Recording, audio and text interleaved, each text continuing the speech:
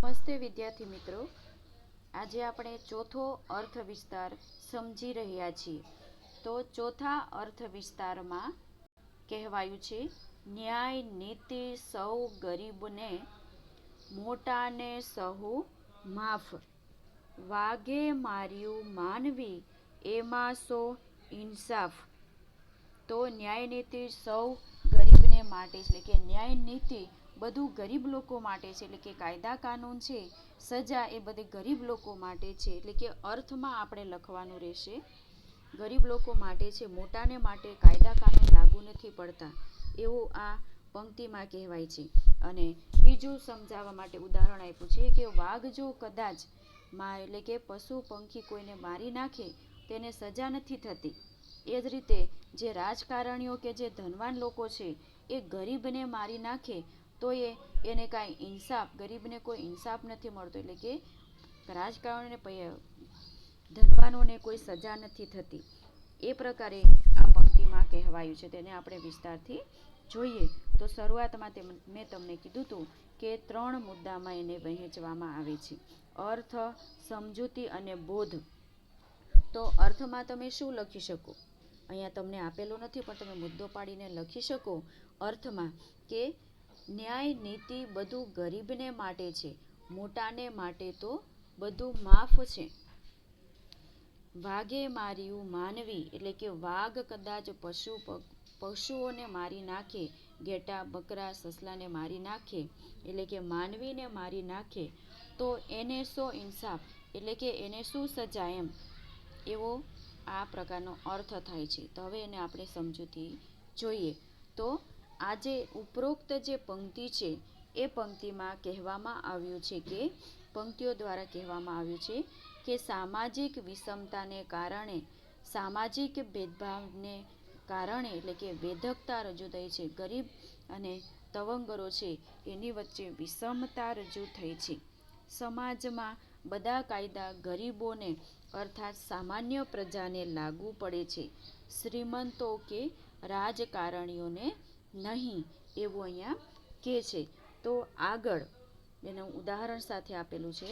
તો સમજૂતી આગળ લખવાની કે કવિએ વાઘનું દ્રષ્ટાંત આપીને આપણા સમાજની જે વિષમતા, જે ભેદભાવ છે તેને ખુલ્લી પાડી છે કે કદાચ ઘેટા બકરા જેવી જે ગરીબ પ્રજાથી જો કોઈ ગુનો થઈ જાય, એટલે કે જંગલમાં જે વાઘ છે એ ઘેટા બકરાને મારી નાખે તેને સજા નથી થતી, પણ જો ઘેટા બકરા ગુનો કરે તો વાઘ કદાચ એને સજા કરી શકે. એમ અહીંયા જો ઘેટા બકરા જેવી ગરીબ પ્રજાથી જો કોઈ ગુનો થઈ જાય તો એને જેલમાં પૂરી દેવામાં આવે છે કે એને ફાંસીએ લટકાવી દેવામાં આવે છે. પણ વાઘ જેવા જે શ્રીમંતો છે, એટલે જે પૈસાદાર લોકો છે, જે તવંગરો છે કે રાજકારણીઓ છે, એના સ્વજનોને કોઈ ગુનો કરે, એ લોકો જો કોઈ ગુનો કરે ને તો એને છાવરવામાં આવે છે, એટલે કે છાનું રાખવામાં આવે છે, એટલે કે એને ગુપ્ત રાખવામાં આવે છે, કે એને ગુનામાંથી મુક્ત કરી દેવામાં આવે છે. આ પ્રકારના કાયદાઓ એટલે કે પૈસાવાળા માટે છે, એટલે કે જે કાયદા કાનૂન છે એ ગરીબ લોકો માટે જ લાગુ પડતા જોવા મળે છે અને પૈસાવાળા અને રાજકારણીઓ માટે લાગુ પડતા નથી, એવું આ સમાજમાં જોવા મળે છે. એટલે એને સમજાવવા માટે આ પંક્તિ યોગ્ય છે. એટલે કે વાઘ જેવા શ્રીમંતો, રાજકારણીઓ કે એના સ્વજનો કોઈ ગુનો કરે ને તો તેને છાનું રાખી દેવામાં આવે, એટલે કે છૂપું રાખવામાં આવે છે, તેને કોઈ કાયદા લાગુ નથી પડતા, તેને કોઈ શિક્ષા કે સજા કરવામાં નથી આવતું.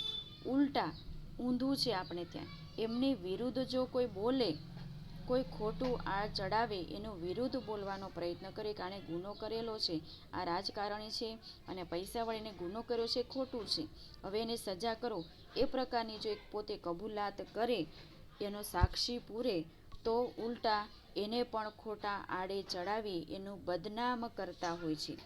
એટલે જ સંત તુલસીદાસે કહ્યું છે, સમર્થ કો નહીં દોષ ગોસાય, એટલે કે છે સમર્થ કો નહીં દોષ ગોસાય, જે સમર્થ હોય છે એનામાં કોઈ દોષ જોવા નથી મળતો. શક્તિશાળીમાં કોઈ દોષ જ હોય નહીં, જે શક્તિશાળી હોય, જે રાજકારણ તવંગરો હોય છે, જાણે એ લોકો મહાન છે, એ લોકો જાણે કોઈ ગુનો જ નથી કર્યો, એવું સંત તુલસીદાસ એ પોતાની આ પંક્તિમાં કહે છે. એની સામે આંગળી પણ ચીંધવાની નહીં.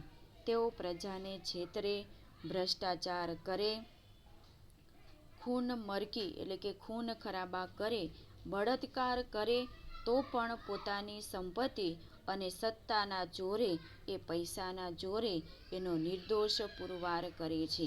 એ લોકો ભ્રષ્ટાચાર કરે, ખૂન ખરાબા કરે, બળાત્કાર કરે અને પછી પોતાની પાસે જે સંપત્તિ હોય કે જે પૈસા હોય એ પૈસા આપી અને એના બોલતા બંધ કરી દેતા હોય છે અને પોતે જાણે ગુનો કર્યો હોય છતાં નિર્દોષ સાબિત કરી દેતા હોય છે. ગુનો એટલે કે પુરવાર કરનારા હોય છે. તો કહે છે કે તેઓ પ્રજાને છેતરે છે, ભ્રષ્ટાચાર કરે છે, ખૂન મારકી કરે છે, બળાત્કાર કરે છે, તો પણ પોતાની સંપત્તિ અને સત્તાના જોરે તેઓ નિર્દોષ પુરવાર થાય છે. ગુનો એ ગુનો છે. એ ગુનો સામાન્ય પ્રજા કરે તો શ્રીમંત કરે કે રાજકારણી કરે તો ન્યાય સૌને માટે સરખો હોવો જોઈએ, પણ સમાજમાં સૌને સરખો ન્યાય મળતો નથી. એટલે સમાજમાં કાયદા કાનૂન તો ઘણા બનાવેલા છે, છતાં આ કાયદા કાનૂન છે એ ગરીબ લોકો માટે જ લાગુ પાડતા હોય છે અને જે પૈસાવાળા જે રાજકારણીઓ હોય છે, જે તવંગરો હોય છે, એના માટે એ કાયદા કાનૂન લાગુ પડતા નથી. એ પ્રકારની આજના સમાજની પરિસ્થિતિ જોવા મળે છે.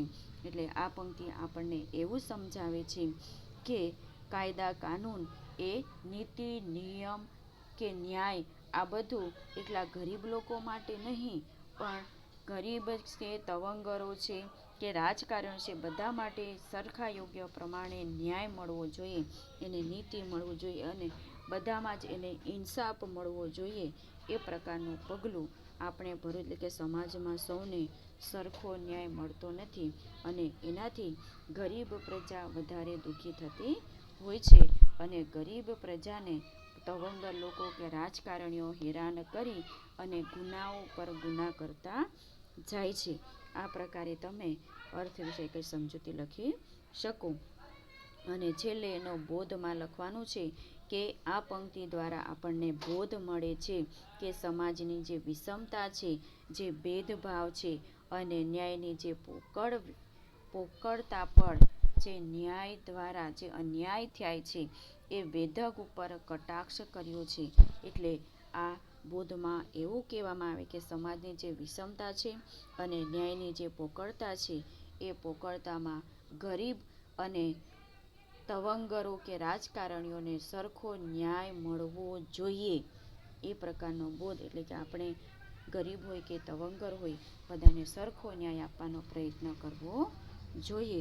એ પ્રમાણે આપણે કરશું તો એનાથી આ પંક્તિનો બોધ જે અર્થ છે એ સાર્થક થાય છે.